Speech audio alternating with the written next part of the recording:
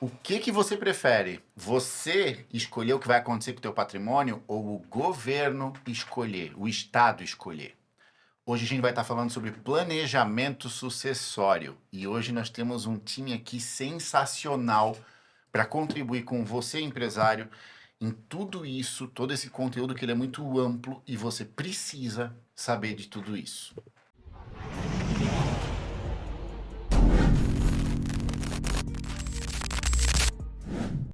Então, bem-vindo ao Jogo do Sucesso, podcast da M8. Então, hoje a gente vai falar de planejamento sucessório. E hoje a gente tem aqui a Fran, o Jonathan, a Ana Rúbia, para estar falando um pouquinho mais com você sobre esse tema que você precisa estar atento. Então, eu vou primeiro passar a palavra para vocês se apresentarem, né? Duas figurinhas já são carimbadas aqui do podcast, fazem parte da M8. Depois a nossa convidada.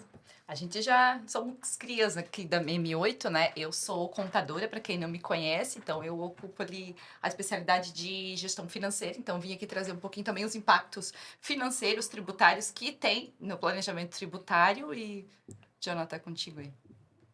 Obrigado novamente pelo convite, figurinha carimbada, já foram alguns também. É muito prazer, me chamo Jonathan, sou assessor de investimento, mais de 6 anos no mercado e também de formação em gestão financeira, engenharia mecânica e atuo com gestão patrimonial também, que é um cuidado. Esse assunto é muito importante dentro da assessoria, contando com um especialista, né, um advogado também, sempre para dar suporte mais completo. E, primeiro de tudo, obrigada pelo convite. Eu me chamo Ana Rúbia, sou advogada especializada em família e sucessões. E quem sabe hoje a gente vai tirar umas dúvidas aí do pessoal em relação ao regime de bens, né? As ferramentas de planejamento sucessório. Então, Para espero. alguns nós vamos criar dúvidas. Com Porque certeza. eles nem sabem que isso existe. Com certeza, com certeza. Então, espero poder contribuir com todos vocês. Obrigada pelo convite. Então, gente, vamos começar com uma pergunta que ela é importante para contextualizar quem está acompanhando a gente. O que é planejamento sucessório? Planejamento sucessório, ele abrange inúmeras ferramentas para que você, dentro da sua autonomia de vontade, você possa decidir o que você vai fazer com seus bens. Mas também não é só sobre patrimônio. Pode ser também sobre diretrizes de vontade, né? Porque o que Sobre o quê? diretrizes de vontade da pessoa, como ela quer ser cremada, como que ela quer que seja o funeral dela. Isso também faz parte do planejamento sucessório. É aqueles negócios que nem filme americano. Exatamente. Até tem um filme novo agora na Netflix.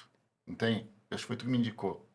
Ai, agora tu não vai me fazer lembrar disso. As leis da vida, não é um negócio assim? É o desejo da pessoa que... É, a mãe faleceu e deixou Né? toda uma orientação do que ela tinha que fazer. Exatamente. Isso também Dá faz pra parte. fazer isso? Exatamente. Isso também faz parte do planejamento sucessório. Então, por que que a gente está começando a falar disso com mais apoio, né? Era uma coisa muito nova no mercado.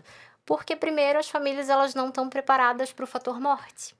Quem daqui tem um auxílio funeral, por exemplo, que não seja atrelado a um seguro de vida? Porque eu presumo que todo mundo aqui deve ter um seguro de vida, acredito que sim, né? Deveria, E que pelo menos. deve ter esse auxílio funeral. Mas é uma coisa que as famílias não conversam. Então, a gente tem já esse tabu desde o início para falar sobre planejamento sucessório, porque ninguém quer falar do fator universal que todos nós aqui um dia vamos estar suscetíveis, que é a morte, é o falecimento, é a perda de alguém ou a nossa própria, né, sucumbência, inexistência na vida. Então, planejamento sucessório, em poucas palavras, daria para eu dizer que é eu definir o que eu quero que aconteça após a minha partida. Exatamente. Na sua- Não, exato, na sua ausência, permanecer com esses... Com a sua vontade, que a sua vontade permaneça, né? Aí tem até um caso que ano passado que encerrou, aqui a gente vai comentar sobre, né? Que é o caso do Gugu. Foram 5 anos aí, tipo, ele deixou um testamento com o que ele queria, só que foi 5 anos a família ainda brigando ali pra não cumprir a vontade dele, porque a vontade dele estava em testamento, só que eles estavam querendo reverter essa decisão. Então, é justamente isso. É muito importante. Eu já vou perguntar agora, curiosidade. O bom é que eu tô com as dúvidas igual quem tá assistindo, Então, tá bom. tá? Conseguiram derrubar Não. a decisão? No final ficou o que estava no testamento. Sim. É que fizeram um acordo, né? É que teve vários nuances no caso do Gugu. Porque o que testava, né? O que ele tinha colocado de disposição de última vontade? que 75% do patrimônio dele ia para os filhos e os outros 25% ele queria deixar para os irmãos, para Sobrinhos. mãe, sobrinhos, né, para os outros familiares. Só que, a princípio, onde começou a discussão é que ele tinha aparentemente uma união estável com a mãe dos filhos dele. E o testamento dele, a disposição dele, não mencionava, excluía ela, né? Não reconhecia ela como companheira sobrevivente. Então, se iniciou-se uma discussão em relação à questão do patrimônio, até porque ela, em tese, queria ter um pedaço também daquela fortuna. Eles já não moravam juntos por 19 anos, tinha o homoafetivo também. É, Então, surgiu. tanto que daí, por trás dos panos, vamos dizer assim, houve esse acordo, não foi especificado como ficou o acordo, né? É. Até sigilo ali da própria família, mas envolveu bastante coisa. Então, Tá, agora, mais uma vez, eu fiquei curioso. Independente de Gugu agora, tá? Uhum. Porque teve sigilo. Eu botar no testamento que eu vou deixar só para meus filhos e não vou deixar nada pro meu cônjuge, isso contraria, o pouco que eu entendo, contraria a lei federal, não contraria que o cônjuge tem direito à metade? Isso, é porque o que O acontece? testamento pode contrariar uma... Não, é porque assim, ó, você tem a disposição de dispor de forma livre do teu patrimônio em até 50%. Então, digamos que tu tem um patrimônio de 1 milhão. O que a gente tem que analisar nesse patrimônio de 1 milhão em primeiro momento? Analisar se existe meação ou não, se ele foi adquirido na constância de um relacionamento. Se a pessoa que está do teu lado, ela realmente adquiriu aquilo em conjunto contigo. Se existe essa meação, então a gente sabe que, embora o patrimônio possa estar todo no teu nome, existe o direito da companheira ou da cônjuge sobrevivente. Então, metade desse patrimônio, a depender do regime de bens, porque cada regime de bens vai ter uma regra, é dela. A outra metade, que seria os outros 500 mil, tu vai poder dispor de até 50% de forma livre.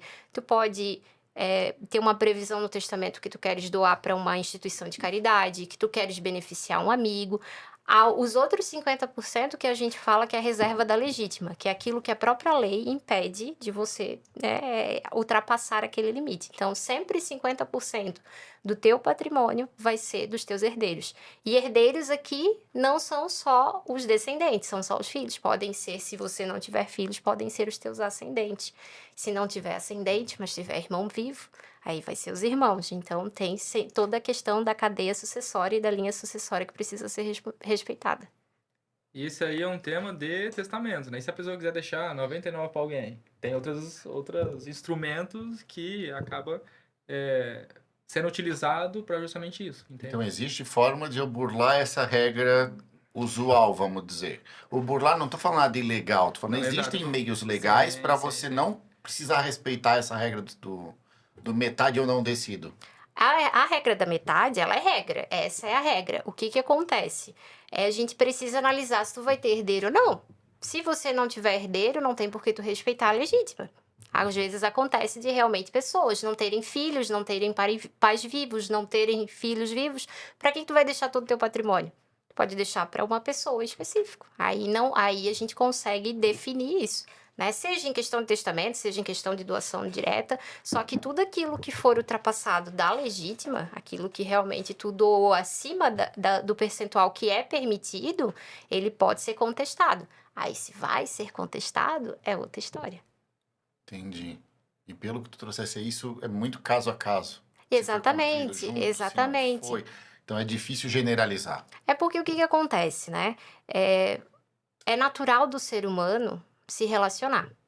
Acho que ninguém aqui vai morrer sozinho. Alguns, talvez, né? Não sei.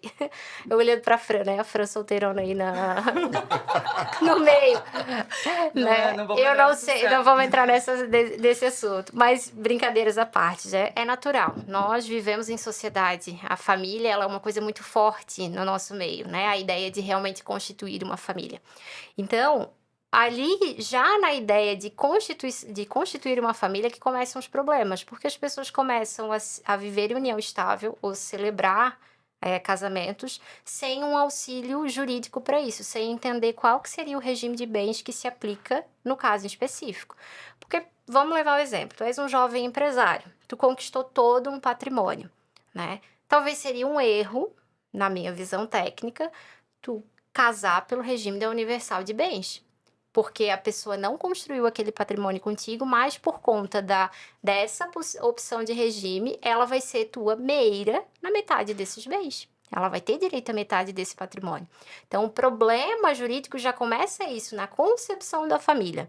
Primeiro, porque o casamento caiu em desuso. As pessoas hoje estão preferindo morar juntos, viver em união estável, do que realmente celebrar o Mas casamento. isso abre mais margem para se incomodar juridicamente, não abre? Com Porque certeza. não entendo, mas se eu celebrei um casamento com uma regra e defini a regra do jogo, deve dar menos problema do que eu entrar num relacionamento e não definir a regra do jogo. Exatamente. Vou Só falar que de aí caso de grandes empresas, tá? Empresas que têm grandes grupos ali. Existe uma regra, aí nós vamos entrar ali um pouco na questão do acordo de sócios, Uhum. de que os sócios, eles não podem casar que não seja em regime de separação total de bens. Eles têm que ser casados em regime de separação total, todos os sócios herdeiros. Justamente para não ter essa confusão patrimonial, porque o regime de separação total, ele vem com a ideia de que o que é meu, o que é teu é teu. Para preservar a empresa, no caso, né? O patrimônio da empresa. Exatamente.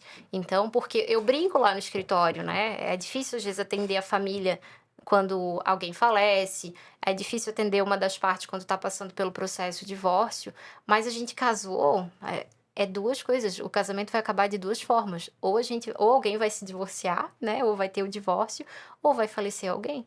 E a escolha do regime já desde o início, ela vai definir tanto a regra na sucessão, quanto na questão também do divórcio. E isso é o início do planejamento sucessório. Porque quando a gente casa com alguém, a gente escolhe o regime de bens também, pensando na ideia do divórcio. Se eu tô casando pelo regime da separação total aqui de bens. Então, se eu me divorciar, o que vai ficar no meu nome é no meu nome, o que é dela. Numa eventualidade, se a gente comprou alguma coisa ali que consiga comprovar o esforço mútuo, a gente vai dividir, mas existem 3 massas patrimoniais bem distintas, né? O que é teu, o que é da outra pessoa e o que vocês conquistaram em conjunto. Agora tem um fator morte. E no fator morte, a depender do regime escolhido, essa pessoa pode ser que ela não conquistou nada contigo, mas ela vai ser considerada tua herdeira. Que é o caso que acontece muito no regime parcial de bens.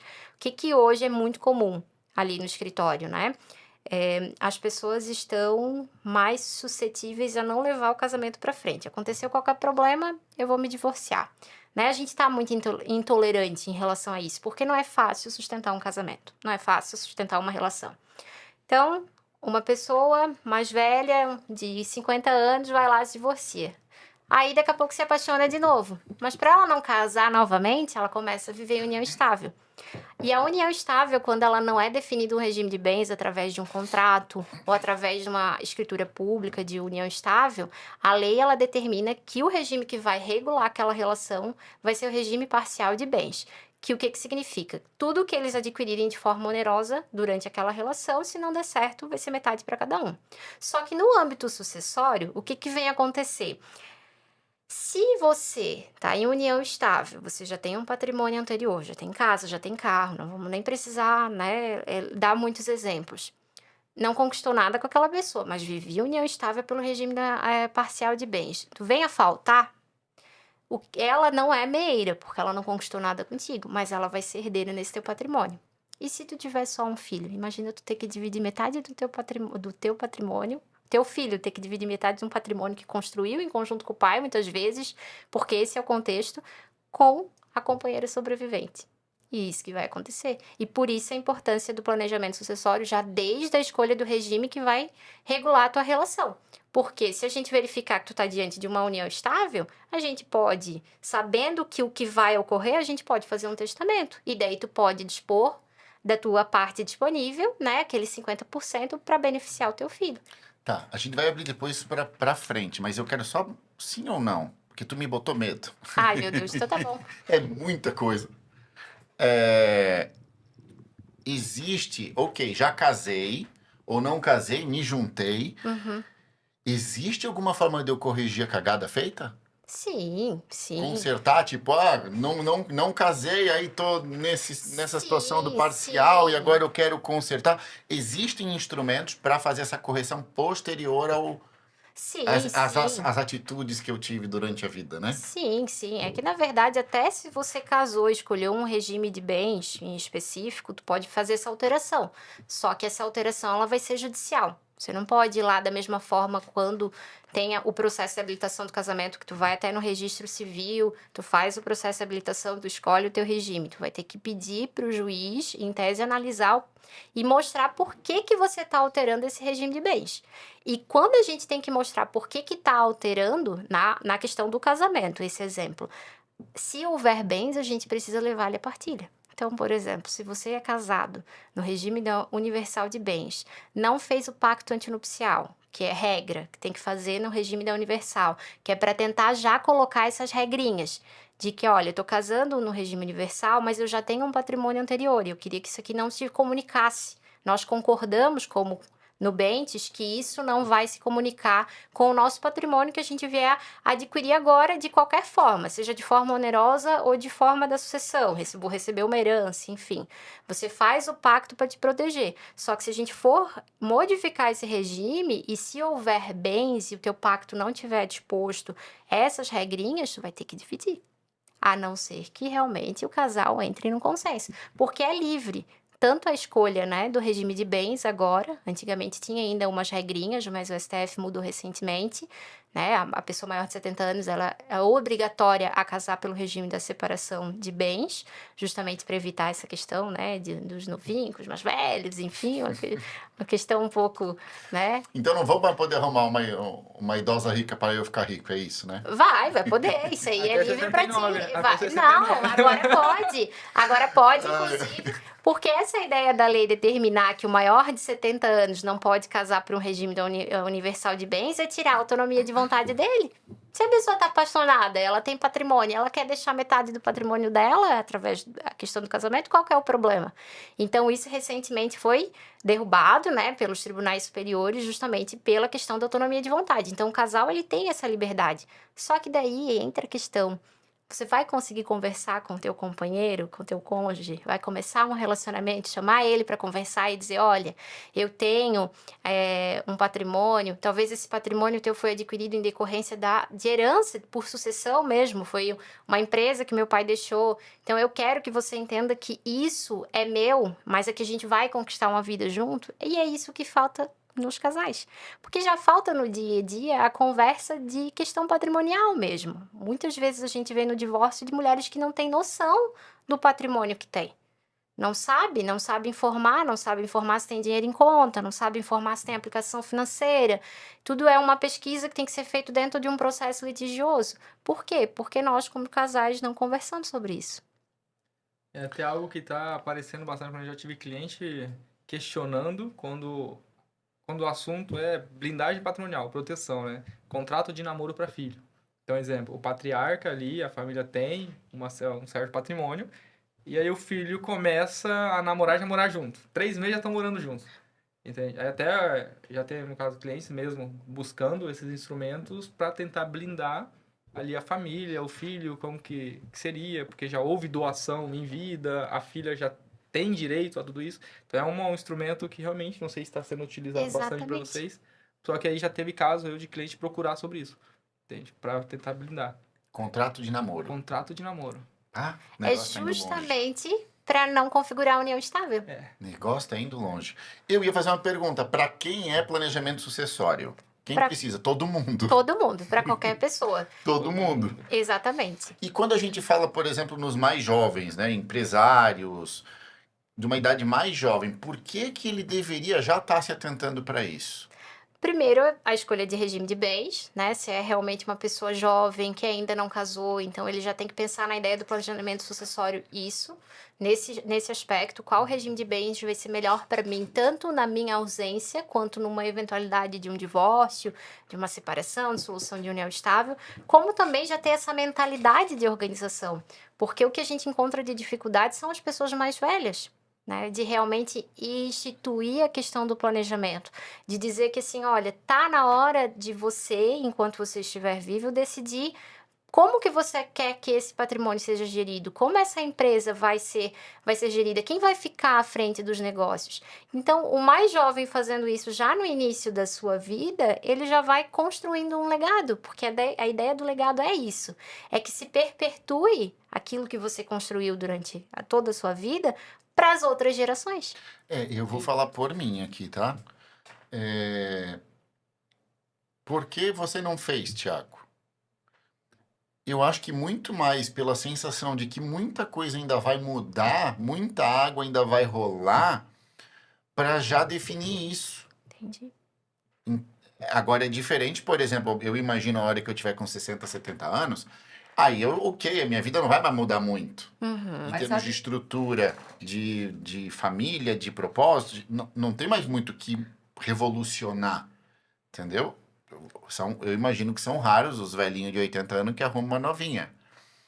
Mas você acha, assim, você falou uma Mas, coisa, a questão de tempo. Mas quanto tempo a gente tem, né? As pessoas pensam assim, vou fazer um planejamento sucessório só quando eu tiver os meus 70 anos, tiver filhos, netos e pensar nisso. Mas existem, né, ali o Jonathan com certeza ele tem mais para trazer ali, existem ferramentas que podem te ajudar no planejamento sucessório, porque o que eu vejo, o maior problema de não fazer um planejamento sucessório, quando a pessoa vir a faltar. Ela tem bens, tudo mais.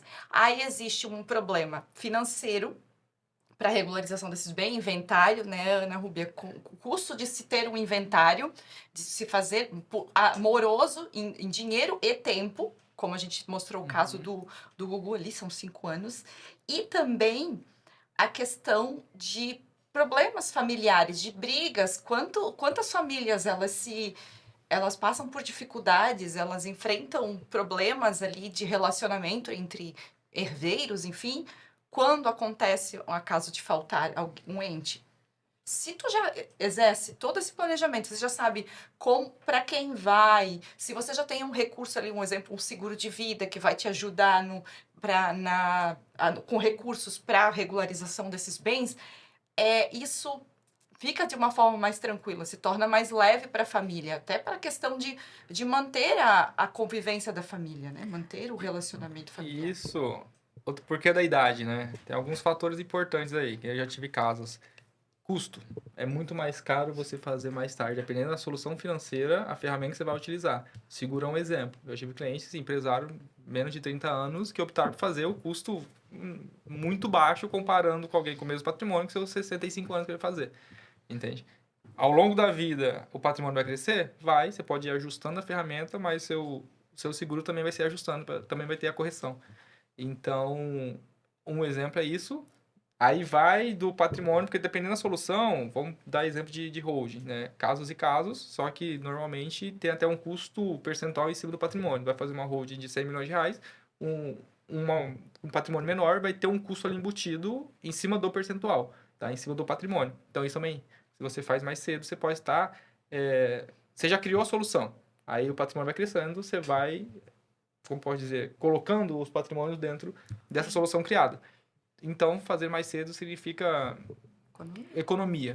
E eu penso assim, ó, a ideia do planejamento sucessório não é para ser uma coisa rígida, ela precisa acompanhar realmente a evolução da tua vida. Então, vamos falar da pessoa jovem. O primeiro passo que ela teria que ter realmente é consultar um advogado e, olha, eu tô casando, eu quero, a minha vida hoje, pessoal, é dessa forma, eu tenho essa empresa, eu tenho esses ativos, né? Eu tenho uma perspectiva de vida X. Qual que seria a melhor ideia para mim, dentro da minha realidade, que eu posso pensar? Não falando na questão divórcio, na questão de solução, na questão realmente sucessória. Vamos analisar cada regime de forma individualizada e ver o que melhor vai se enquadrar para mim. Vendo que a gente tá meio que sem saída. Não, pode acontecer o que tu não queres que aconteça durante a questão fator morte. O que eu já posso fazer para beneficiar, seja um filho, seja o meu pai, qualquer coisa nesse sentido. Porque a nossa vida, ela é muito imprevisível, né? Hoje tu tá aqui, amanhã pode ser que tu não estejas mais. Então, qual que é a ferramenta que a gente tem de mais acessível, barata, realmente barata, fácil de fazer, que tem validade, que assim que é segura? Testamento público, né? Hoje a gente pode ir no tabelionato de notas e testar como eu oriento para a maioria das partes, né? Olha, eu acho que é melhor fazer um testamento, não precisa especificar patrimônio. Mas se você tem alguém que você queira já dispor dessa parte disponível para ti, tu pode ir lá na frente de um tabelião com 2 testemunhas dizer, olha, eu quero que da minha parte disponível 50% a total vai para pessoa tal, porque certo, ela me ajudou, ela foi o meu suporte, eu quero que se eu partir eu deixe ela com uma vida confortável, e é super barato, é menos de R$ 500 a gente faz um testamento. Sim, de emolumentos cartorários. É óbvio que tem o trabalho do advogado, né? Aí tem os honorários do advogado, que a gente dentro daí, da estrutura do testamento, dentro da vida da pessoa, a gente vai auxiliar ele no que ele pode dispor ou não, se realmente o que ele está querendo colocar de disposição patrimonial está respeitando esse 50%, tá tendo a reserva da legítima.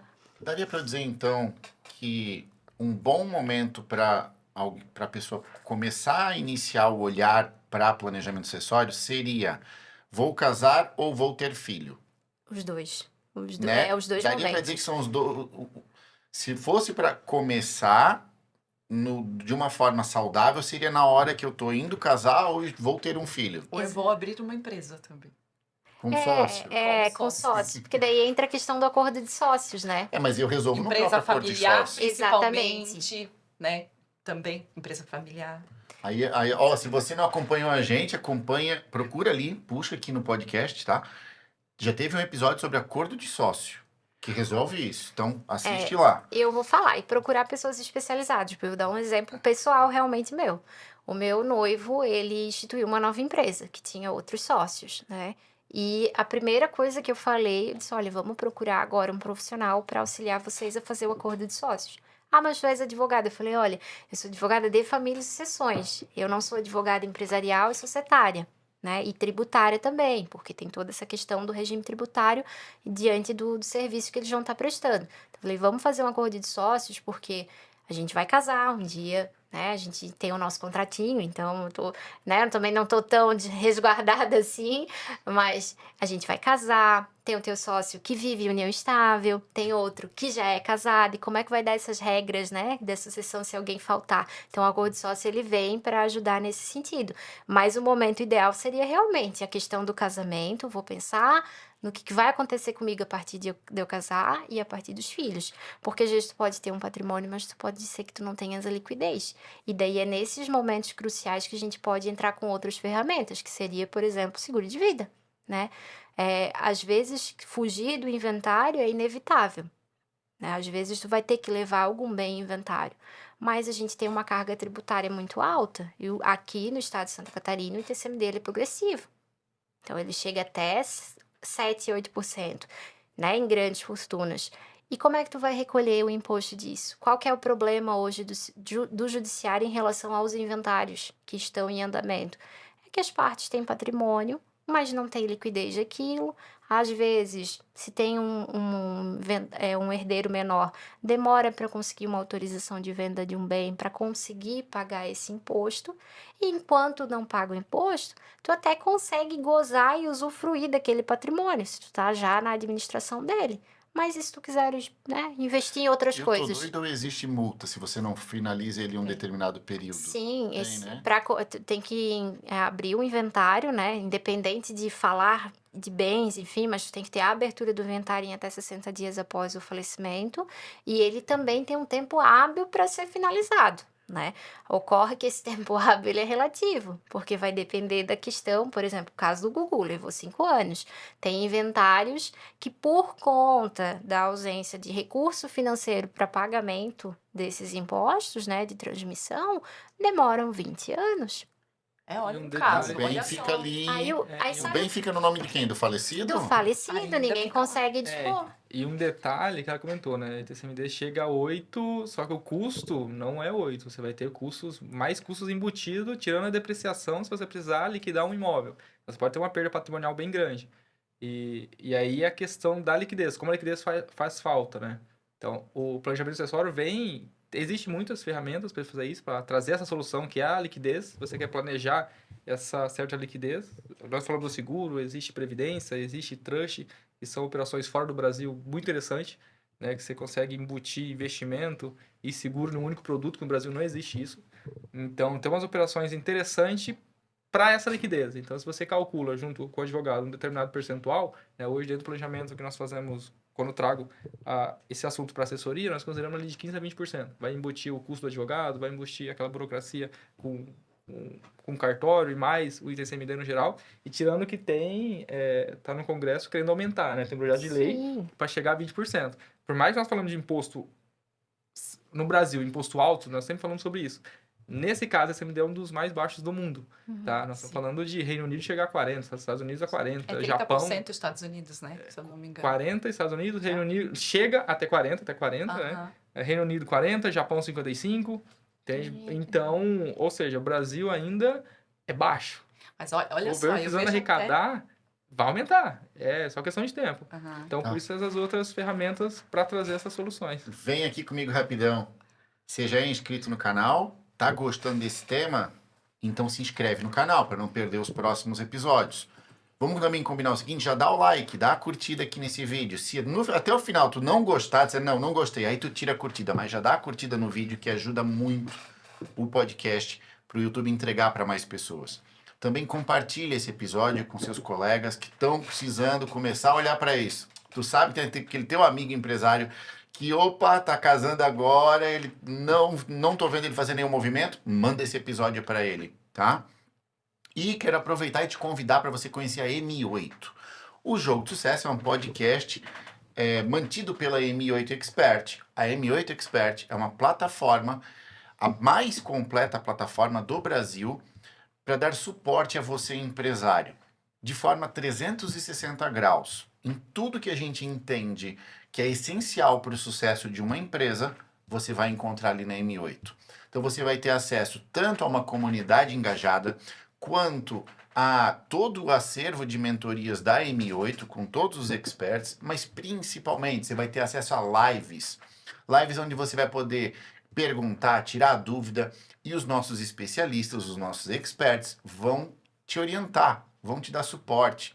É literalmente a gente querendo pegar na sua mão e te ajudando na jornada de empreender. Eu tô lá, a Fran tá lá, o Jonathan tá lá, e mais aí uma lista ali de especialistas em todas as áreas, RH, gestão financeira, investimentos, vendas, marketing, tráfego pago, jurídico, tem um advogado. Então, tudo que você precisa para estruturar o teu negócio, dar os primeiros passos com segurança, assertividade, você vai encontrar lá. E o melhor de tudo, escaneando o QR Code na tela, você ganha 15 dias gratuitos para experimentar a M8, para usufruir, sem limitação. Escaneie o QR Code, link na descrição do vídeo, e você pode ir lá e participar por 15 dias. Tá joia? Feito o nosso merchan. Aí, deixa eu complementar ali. Nós só falamos do ITCMD, né? Uhum. Mas existe um outro imposto também de sucessão que ele acaba sendo muito pesado para a pessoa física, que é o imposto de renda. Quando Isso você também. transfere os bens, né? Acontece muito de o empresário, a pessoa adquiriu um terreno antigamente, aí tem a valorização imobiliária, porém na Receita Federal, lá está declarado por um valor muito baixo. E quando é feita a transferência desse bem para os seus herdeiros, existe uma diferença de valor de mercado. E ali também tem a incidência do imposto de renda. Isso acaba também ficando muito caro. O planejamento sucessório também cabe analisar isso para ver se vale a pena transferir já esses bens em vida, se existe uma economia de imposto de renda ali, né? Aí existe a tão falada, tão divulgada hoje, a holding. Que todo mundo tem bens, eu vou abrir uma holding. Aí depende, eu digo que vale. Tem pessoas que vale a pena, tem pessoas que não. Porque existem. A holding ela serve como instrumento para duas frentes, né? Sucessório e tributário.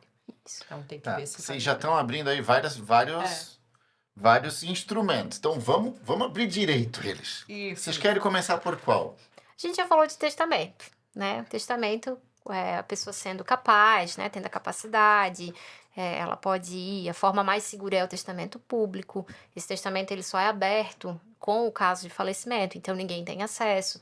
É a forma mais segura porque ele tem os princípios, a forma que ele vai realmente ser feito é na presença de um tabelião. Então, precisa ainda, mesmo que seja na presença de um tabelião, ainda precisa de duas testemunhas. Então, ele é muito formal. Então, dificilmente a pessoa vai fazer um testamento que vai contra uma disposição legal, né? Porque o próprio tabelião vai, por uma questão de responsabilidade, também alertar. Olha, da forma que você está querendo fazer, Não é a forma disposta em lei. Se fosse hoje, eu chegar lá, eu quero dispor de 100% do meu patrimônio para alguém, sendo que eu tenho herdeiros. Eu iria ser alertada que eu não poderia fazer isso. Então, por isso que é uma das formas mais seguras. Outro também que eu realmente quero comentar isso, porque envolve a questão de imposto, é a doação, né? A doação em vida. Geralmente, quem faz a doação em vida são realmente pessoas mais de idade, que têm lá a sua reserva financeira, que querem aproveitar aquela reserva financeira para pagar os impostos já e deixar resolvido para os filhos. Porque daí você pode instituir o usufruto, né? Olha, eu estou vivo, então eu vou continuar usufruindo desses bens, dos aluguéis, das coisas que aquilo pode dar, mas eu já transferi a propriedade desses bens para os meus herdeiros. Mas daí a gente sabe que na questão da doação a gente tem a incidência do ITCMD, né? Só que ainda assim vale a pena fazer a doação. Porque o que acontece? A expectativa de vida de algumas pessoas pode ser que vão durar 100 anos, 110. Eu espero durar pelo menos uns 100 anos para incomodar bastante, né? Mas eu tô atendendo uma família em São João Batista que o caso deles é exatamente isso. São 3 irmãos, 3 bens. A autora, né, dessas doações, ela tá viva, proprietária, tá lúcida, e ela já quer deixar tudo resolvido, porque ela tem realmente lá a reserva financeira dela, e com aquela reserva financeira, ela já vai pagar esses impostos. A expectativa de vida dela é mais 10 anos. Só que o que pode acontecer daqui para a 10 anos? A valorização imobiliária desses bens, porque são imóveis. São João Batista passou por uma calamidade que 80% da cidade ficou debaixo d'água por conta da enchente, e os 3 imóveis dela são na cidade alta. Então, teve já de um ano para outro uma valorização imobiliária. E, de certa forma, o fisco, né, a Receita Estadual, a Fazenda, ela tá lá vendo essa valorização imobiliária porque ela quer ganhar em cima do ITCMD. Então, para ela hoje, foi viável a gente realmente estruturar essa doação, que daí já foi uma partilha em vida. Instituímos o usufruto, justamente para que ela tenha segurança de que eles não vão dispor desses bens, né? Enquanto ela estiver viva, não vão poder vender, enfim. A gente está elaborando cláusulas de incomunicabilidade, porque é um bem que vai vir para os herdeiros a título de herança. Alguns são casados, um é casado no regime da comunhão universal. Então, esse bem agrega no patrimônio dele. Só que, como é uma doação, uma partilha em vida, a gente consegue gravar a incomunicabilidade. Então, esse bem específico, se numa eventualidade eles se divorciarem, porque é um casal jovem, não vai entrar para fins de divisão do divórcio. Ana, mas vamos lá, uma dúvida minha. Tenho filho e eu faço a doação em vida. Sim. Paguei tudo certinho, deixei prontinha. E se o meu filho falece antes? Aí, se ele não deixar herdeiro, ele volta para ti. Aí eu vou ter que pagar de novo para trazer de volta pro meu nome. Aham. Porque você já concretizou a doação. Entendeu? Que eu paguei 2 vezes para voltar pro mesmo lugar? Uhum. Por isso que a doação, a doação e partilha em vida, ela é realmente mais adequada para pessoa já realmente de idade. Porque na própria doação, se a pessoa falecer, nesse caso em específico, todos eles têm herdeiros. Então, é os herdeiros que vão se resolver, né? Os herdeiros dos herdeiros, né? Então, não, a doação para quem é jovem, eu acho que não faria sentido. E é mais válido, então, mais econômico, talvez o pai comprar um bem e colocar no nome do filho. Quando tá falando em doação, como é que se regula a questão daquele 50% que não pode ser, que você não tem o controle sobre a divisão dele, né? Como é que tu regula isso, por exemplo? Para uma pessoa, por exemplo, assim, para uma pessoa que tem bens, não doação, 70% do que tem para um. A gente vai tentar fazer uma análise do patrimônio dele, em questão de valores mesmo. Então, a gente vai ver que se ele tem 3 milhões de patrimônio, então quanto que ele pode dispor? Até 1,5 milhão. Se ele quiser dispor uma casa, que só uma casa específica é 2 milhões, ele não vai conseguir dispor. Na verdade, ele até pode fazer a doação, só que pode ser anulável. Então, os outros herdeiros, eles podem querer a anulação. Tá, em termos de doação, eu só posso doar 50% ou eu posso doar tudo desde que isso não desrespeite os 50% dos herdeiros legítimos, vamos falar assim. A regra é o seguinte, tu tens teu patrimônio, tu só pode dispor de 50%. de forma livre.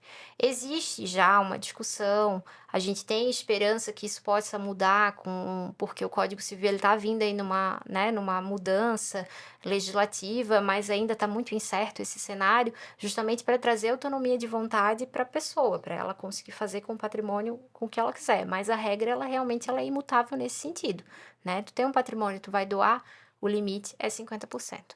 E daí, para chegar nesse limite, a gente vai ter que somar, né, o teu patrimônio, ver realmente o valor Pois dele. E o valor você vai considerar o valor atual ou o valor lá da frente? Não. Porque vamos supor que tu tinha 2 imóveis de 500 mil e um você doou para mim, tá? Independente do grau de parentesco. Mas você tem filho que teria direito. Uhum. Aí passou-se 10 anos, o imóvel que você doou para mim, ele vale 1 milhão.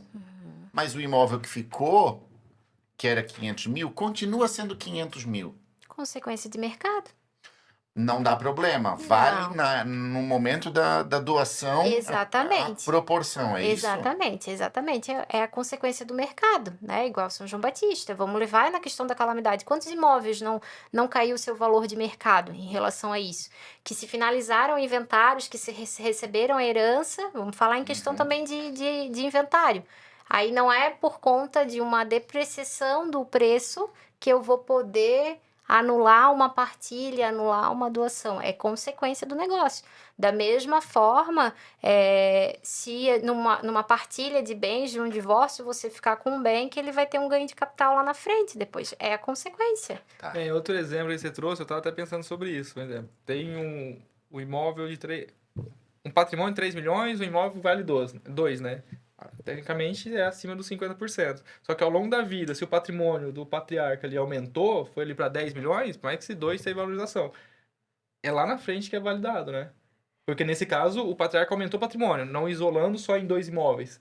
Houve mais patrimônio. São os bens no caso, que estariam no nome dele ainda, né? Exatamente. Não, exato, aí daria certo. Porque daí não teria problema em relação da colação, porque daí iria estar respeitando a questão da legítima, né? Sim. Não conseguiria anular essa doação. Né? Então não é que ele não pode doar, é que pode ser questionável no futuro. Sim, com certeza. Entendi. Com certeza. Outro exemplo, eu não sei, tem que ter até ver, todo estado tem um certo limite de doação sem pagar imposto, né? Sim, aham. Mas São Paulo tá 60 e poucos, mas de uma cliente que aconteceu um caso justamente desse jeito. A mãe acabou vendendo o imóvel, ficou líquido o imóvel, aí se fosse passar integralmente, teria que pagar imposto. Né? Daí qual fosse o problema? Vamos começar a passar parcialmente. Isso já está acontecendo há 5 anos. Ou seja, tá assim como não tá pagando imposto. E se fosse de uma vez, teria que pagar imposto na doação. E falamos então de testamento, Doação. falamos de doação, holding. Holding é a queridinha da vez, né? Todo mundo eu ia falar, todo mundo fala de Todo holding. mundo que tem um dinheirinho quer construir Ninguém uma conhece, holding. não sabe. E aí? Assim, O que é mito e o que é verdade ali dentro? vamos lá. Eu acho que o que é mito, né? Mito é achar que só porque tem uma holding vai fugir do inventário, porque tu não vai levar os bens a inventário, mas tem as cotas sociais. Então, ao invés de eu levar 2 apartamentos para inventário, eu vou levar uma empresa que tem 2 apartamentos. Exatamente. Que tem Na o valor verdade- dos 2 E, na apartamentos. verdade, o percentual de cota também. As cotas. E as cotas. Tem um isso. patrimônio ali de 10 milhões. Se você é o patriarca, criou uma hold e não transferiu as cotas, tá com 99, inventário em cima de 99. Não adiantou nada. Entende? Mas também para transferir eu teria que fazer por doação, então. Sessão, né? Tu poderia fazer a sessão de Mas eu cotas. tenho que respeitar aquela regra dos 50%. Não, porque daí já é uma questão. Na verdade, sim, se tu tiveres cônjuge, se tu tiveres herdeiros, ainda vem a mesma regra da legítima. Só que a ideia da holding, ela já tá num contexto familiar, né? Então, assim, quando a gente vai instituir, a gente já faz essa reserva dessa legítima, a gente já vai colocar as cotas sociais e como se fosse uma partilha mesmo daqueles bens. O que a gente recomenda é o seguinte, para daqui a pouco evitar a questão do inventário daquelas cotas sociais, é fazer a cessão. Já faz para os teus herdeiros que já estão ali como os teus sócios naquela empresa. Respeitando a Da forma respeitando a Deixa eu ver se eu legítima. entendi. Tu crias a holding já com os percentuais da herança que eu quero deixar? Sim, A aham. holding nem vem pro meu nome. que sou... Não, tu vai ter que ser um dos sócios administradores também. Só Tá. que tu já pode distribuir os percentuais para os teus E eu herdeiros. fico 1%, por exemplo. Não. Aí tu pode ficar com 50, tu pode realmente, assim, pegar o teu patrimônio e ter a incidência que tu bem entender dentro da holding. Só que o recomendado é que a gente já coloque os percentuais dos herdeiros, né? Se tu tem um cônjuge, então tu vais respeitar que ele também tem a meação nesse patrimônio. Essa sessão que a gente faz, a Receita vai ganhar dinheirinho ali, não vai? Ela não vai cobrar o imposto de renda do herdeiro por ele estar ganhando antecipadamente uma parcela dessa holding que tem seu valor? Não. Aí seria o ITCMD, né? Seria doação. Exatamente. Só que daí qual que é a diferença? Porque a gente vai recolher o imposto com base no valor das cotas, e não no valor real, venal desses bens. Porque é aí que está a vantagem da holding. Você vai integralizar o patrimônio dentro da holding, correto? Né? E quando houver essa cessão de cotas, ela vai ser pelo valor contábil. E não pelo valor de fato venal, que é onde o Estado, onde o fisco acaba ganhando. Porque eles têm Não pelo valor como de mercado, né? porque o eles valor têm que a tá tabelinha registrado. deles de valor de Eles mercado. Eles vão atualizar o imóvel, tem imóvel para partilhar, eles atualizam o valor. A empresa não Exatamente. existe o que tu atualizar. Só atualiza o valor do patrimônio da empresa. Se ela tem lucro, aí tem que somar o lucro mais o capital investido, aí esse é o valor do patrimônio líquido da empresa. Aí distribui entre as cotas e é esse que incide o ITCMD. Porque quer ver como a fazenda, não é que não existe meios de burlar a questão do recolhimento de impostos. Se a gente não fizer recolhimento de imposto sobre uma transação, a gente não consegue adquirir aquele patrimônio. Mas o que a gente, como advogado, geralmente faz para entender quanto que a Receita está levando em consideração que vale aquele imóvel, né, no valor de mercado. A gente não chega a abrir e finalizar a guia de TCMD, mas a gente coloca lá, faz uma simulação e coloca que determinado bem, ele vale R$50. Vai vir um aviso para nós, né, advogado, a pessoa que está preenchendo essa guia, que olha, está muito abaixo do valor de mercado. Um valor de imóvel desse é R$500 mil na situação que ele está, enfim. Então, a ideia da holding é justamente fazer essa integralização e daí, com o valor contábil, o valor real daquilo que realmente vale, a gente recolher o imposto sobre isso. Não vai deixar de recolher o imposto necessário da transação, né? Nessa cessão de cotas. Só que é muito mais realista com o que vale realmente o bem. E a proteção patrimonial, né? Você sabe que, assim, na caso de uma falta de um dos sócios da empresa, porque a holding é uma empresa, então na falta de um dos sócios, o patrimônio que está dentro da empresa, ele não vai ser afetado, vai ser distribuído as cotas, mas o imóvel que está lá, a outra empresa que está lá, porque a holding ela pode participar de outra empresa, eles não vão ser afetados diretamente, só vai ser transferidas cotas. Né? Se você não quiser vender, por exemplo, uma casa, vamos dizer que é Não uma precisa casa... transferir o imóvel de bem nome, não. porque ele continua da Continua empresa. pertencendo àquilo dali. Ele vai ficar, ele não vai ser afetado. Acaba sendo um processo muito mais simples depois do falecimento. Sim, com certeza. E até o que acontece, já vi casos também de clientes que passaram por isso, a questão da blindagem patrimonial, de tentar fugir de imposto, literalmente, né, fazendo certinho no percentual, uma das preocupações que eu já vi acontecer no mercado é o patriarca não querendo doar um percentual alto, porque, não, mas eu vou perder o controle. Por isso é importante ali ser bem elaborado, né, não só abrir um CNPJ com o nome de holding e colocar os bens para dentro. Não, todo o estatuto ali dentro, também o contrato, porque aí vai ter cláusulas que vai blindar ele. Ele pode ter um percentual minúsculo dentro, só que ele tem todos os direitos a somar as decisões. Ele pode colocar até que o filho só vai conseguir usar o dinheiro depois que o neto tiver 18 anos. Por exemplo, tem como colocar isso dentro. Exatamente. Então, é justamente para dar segurança, para dar autonomia ao desejo dele, né, do patriarca. Ele vai ter um contrato social, e daí, maiores e capazes, a gente tem à disposição a possibilidade de colocar várias disposições, né? De, inclusive, o que vai acontecer se eu faltar, quem que já vai assumir a administração direta desse patrimônio, né? Como é que vai se dar a distribuição de lucros disso, se é uma holding que tem ali, administra aluguéis. Então, ela E se engana, né? E falando em questão de mito também, se engana quem acha que tem que ter muito patrimônio para ter holding. Não precisa, né? Só que a gente precisa lembrar dos custos, porque da mesma forma que ela tem um benefício, ela vai ser uma empresa, então ela também vai ter custos para E manter eu vou ela. ter que fazer... O ITCMD para mandar do meu nome pro nome da holding, eu tenho que pagar? É o ITBI, É né? ITBI.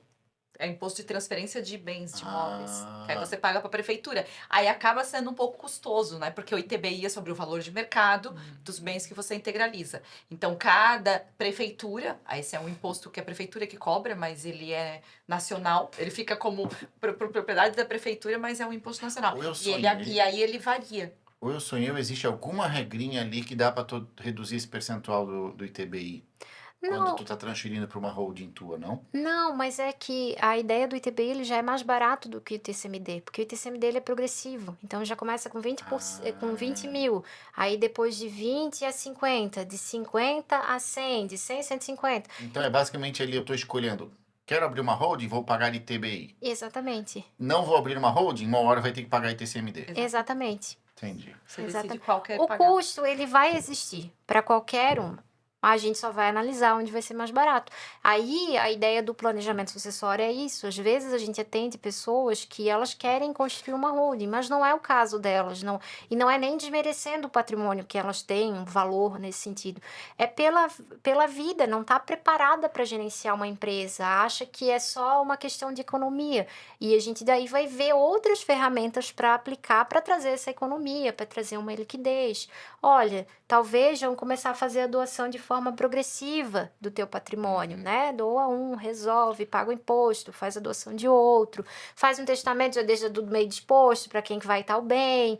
Então, a gente consegue aplicar isso de forma progressiva. Legal. Lembrando que hold é empresa, então tem o custo com o contador, tem todo o custo para implementar. Então é justamente isso. Manter, né? Exato. Exatamente. E seguro de vida? Ah, É para mais mim uma é bem, opção. para mim é ótimo o seguro de vida, porque ele não passa, né, pelo inventário, é uma coisa que tu vai receber um valor ali, tu vai ou beneficiar alguém, ou na falta de beneficiários vem os teus herdeiros, então, né, vem a questão de ascendentes ou descendentes, a depender do caso. Eu tô falando ascendentes e descendentes porque eu acho que ninguém aqui tem filho, né? Não. Não, né? Aí Aqui eu não, digo, mas talvez o nosso público deva aqui, então, mas assim, existem pessoas, né, que não têm filhos, então esse benefício vai para os pais, então ele te traz uma liquidez imediata, né? Teve o fator morte, acionou o seguro e recebeu o E não dinheirinho. precisa Até de o imposto de renda. poder Exatamente. de alavancagem que o seguro tem, tá? Isso, muitos casos, voltando ali rapidinho, hold pode custar, pode ser caro, entende? Com seguro não, pode se tornar algo muito mais acessível e você não ter todo aquele valor disponível. Vamos colocar em número que fica mais fácil. Eu tenho um patrimônio de 1 milhão, para liquidez, com questão de inventário e tudo mais, 150 a 200, né? 15 a 20% de todos os custos. Só que seus descendentes não têm isso, seus sucessores não têm isso líquido. Beleza, você faz um seguro para cobrir isso. E tanto hoje, dentro do planejamento financeiro, nós consideramos seguro de duas formas, né? O seguro para a sucessão e o seguro em vida. Aquele em vida é realmente você ficou doente, utilizar em vida, e o sucessão só caso morte, né, específico. Esse tende a ser até mais barato, depende muito da idade. Por isso eu comentei lá, entre fazer o novo com uma pessoa de 20, 30 anos ou aquela pessoa de 65. Eu já tive cliente com 75 que não conseguia, a seguradora não comprava risco. Entende? Então, lá atrás poderia sair algo barato, agora pode sair custoso ele querer fazer, achar seguradora que não aceita. Então, é uma ótima solução e muitas vezes pode sair, né, bem mais barato, mais acessível. É um Pra investimento pessoa. que tu faz a longo prazo. Vamos pensar que se você pagar uma mensalidade de uma contabilidade de uma holding, você paga um seguro Sim. muitas vezes. Aham. E tem Só para manter uma holding. e ainda tem aquele seguro resgatáveis, né? Aquele que passou 10 anos você consegue resgatar. Você para de pagar, ele ainda continua corrigindo, em algum momento você pode vir a resgatar. Não quero, resgato. Não é esse o intuito, só que ainda pode se tornar resgatável também. Então, uma boa dobradinha é o testamento público com o seguro de vida. Ah, eu tenho, né, meu testamento. Porque o meu testamento seguro. é baratinho, Uhum. arrume um advogado, colega teu que faça barato. Ai, esse barato só é caro. Bem feito. Arrume Bem feito, um arrume testamento bem Arrume um feito. advogado, faça um testamento certinho, somado a um seguro de vida, você resolveu, é isso? Exatamente. Só que, gente, Deixou, cada quem caso... ficou vai ficar bem. Mas vamos pensar que cada caso é um caso, né? Não estamos falando assim, para poucos patrimônios, você não quer fazer um desembolso grande, porque o ITCMD e o ITBI acabam sendo muito custoso. São ótimas opções. É Até que eu ia te acho perguntar. que, eu acho que é o pacote básico, que se você for para não fazer nada, faça isso. Porque não vai te trazer uma liquidez, porque ainda tem, né, o seguro de vida que tu pode usufruir em relação a alguma questão que tu pode passar na tua vida, e tem a questão do testamento que tu já pode colocar ali como é que tu quer que funcione a tua vida após a morte, as coisas que tu deixarem. Ó, pra você que tá acompanhando a gente, o papo tá bom. Eu me perdi pra caramba aqui hoje. Uhum. A gente tá quase no final, mas se colocou aqui um tal de protocolo familiar. Que é Na mais verdade, na verdade, o protocolo familiar é a ideia da conversa, né? A gente precisa conversar com nossos familiares sobre isso. Entendi. Porque nada adianta ter ferramentas maravilhosas, porque a gente vive a cultura do litígio. Então, uma holding não vai impedir uma briga entre herdeiros, né? E a ideia do protocolo familiar é isso, é a gente começar a conversar com os nossos filhos, com o nosso cônjuge sobre a questão da sucessão. Porque muitas vezes tu pode... Na verdade, vamos pegar o caso do Gugu. Tinha patrimônio para deixar gerações bem de vida, sucedidas, né, em conforto. E mesmo assim a gente ainda teve problema. Uhum. Então, a ideia do protocolo é realmente conversar, começar a instituir isso dentro da nossa vida. Tá. E aí agora então falamos testamento, holding familiar, doação e seguro de vida. São os 4 principais recursos que a gente tem, é isso? Isso. Teria até mais 2 que é utilizado dentro do mundo de investimento, que é Previdência e Trust. Trust é a operação fora do Brasil. Vou dar uma pincelada rapidinho, porque é utilizado. Aquela pessoa, não quero pagar seguro. Acha realmente... Não faz sentido. Normalmente a pessoa tem uma liquidez já, tem um certo valor investido alto. Previdência é um mecanismo útil para isso. Não tem alavancagem, tá? Então, um exemplo, eu fiz um seguro agora, não tendo os 150 mil, minha família não tendo, eu faço a primeira mensalidade, né, a primeira parcela, a família já está protegida com essa liquidez. Nesses outros casos, Previdência não. Previdência precisa ter os 150, deixando para a sucessão. E o Trust, qual que é a diferença? É um mecanismo fora do Brasil que utiliza investimento seguro no único produto.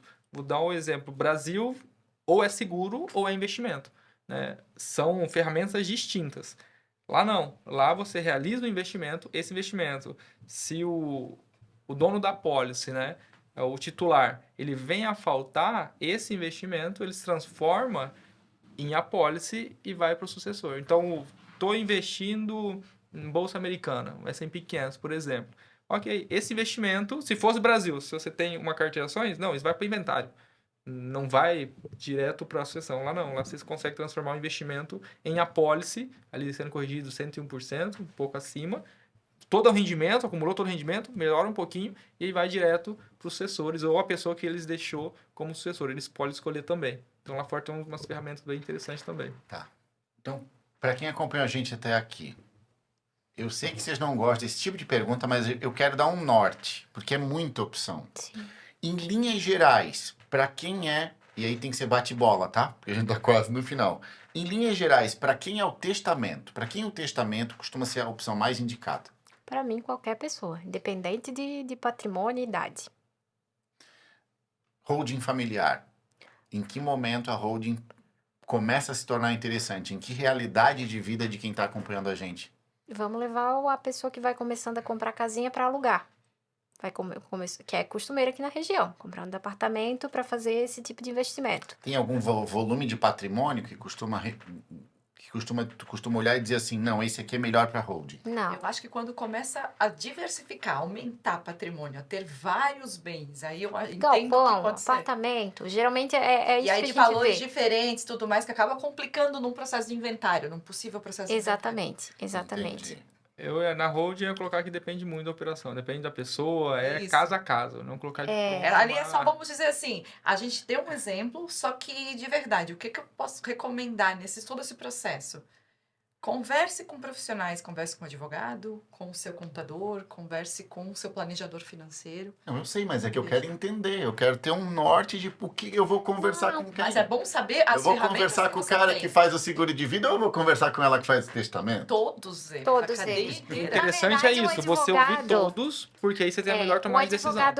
O advogado bom vai dizer, a gente precisa conversar com o teu contador, A gente precisa fazer uma reunião familiar, a gente precisa abrir o jogo. Tu vai fazer um testamento, a gente precisa saber informar quem que vai ser o testamenteiro, quem que vai fazer cumprir aquelas disposições, se você quiser. Então, o advogado ele vai te dar esse norte. O bom profissional não vai centralizar tudo na orientação. Eu vou insistir na minha pergunta. E a doação? Para quem? Eu indicaria a doação para quem não fosse o caso de fazer uma holding, que tivesse um valor em conta, que já pudesse antecipar essa questão da sucessão. Porque daí, se ela liquidar os valores em conta, pagando imposto, enfim, o inventário dela fica praticamente negativo. Não tem nada para inventariar. Gostei, então. Gostei. Se eu tenho caixa hoje, se eu tenho liquidez, dinheiro no banco para pagar essas divisão tudo, e também aquilo que a gente falou, costuma ser já tá numa idade mais avançada, doação com Reserva de usufruto. com usufruto. Exatamente. Se eu tenho se o meu patrimônio é basicamente imóveis, um diferente do outro, com valor diferente, em lugar diferente, é mais fácil eu ir para holding. Exatamente. Pode ser, principalmente se você explora atividade de aluguel e tal, pode ser que tenha uma economia tributária aí. E testamento é para todo mundo. Para todo mundo. Tu pode ter uma holding e fazer um testamento. Entendi. E o seguro de vida também para todo mundo? Para jovens, principalmente para quem é jovem. Ah, porque isso é mais barato. Sai mais barato. E aí eu não preciso agora fazer a distribuição, porque o valor do seguro de vida vai cobrir essa Exatamente. partilha lá no Já final. vai deixar a família